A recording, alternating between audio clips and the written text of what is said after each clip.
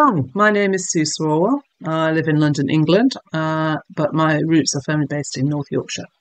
I'm an obsessive family historian and have been for the last 40 years. I am also the founder of the Swalwell One Name Study. My journey began when I rescued the family archive from a bonfire that my dad had lit to get rid of all that old rubbish. That old rubbish contained lots of information, not only about my ancestors, but about their community and about the places they lived. And that triggered a curiosity in me about and a passion to try and understand and recreate the lives that they had led. And that passion and that activity has continued for the last 40 years.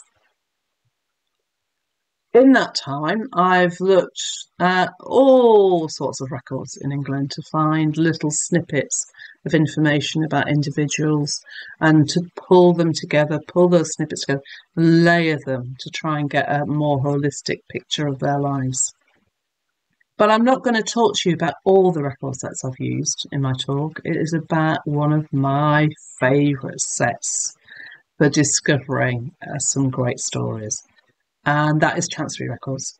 The Chancery Records are the proceedings of the Equity Courts of England, and they contain lots of arguments between family members about who had the right to this or that. They contain disputes between neighbours. They contain disputes between the landowner and the people who are his tenants. And they feature all walks of life in their records. It's not just the great and the good. So they are an amazing resource. And to try and prove that to you and say, please, please, please have a look at these, they're worth the effort, I'm going to tell you about a case that I researched involving Elizabeth Swalwell. She was an early 18th century wife, and she had lots of trials and tribulations, many of which ended up in the courts of Chancery. And this is a case study about what Chancery told me and revealed about Elizabeth that I didn't find anywhere else. So I hope you find the talk interesting. I'm really looking forward to coming down to Australia and sharing Elizabeth's story with you.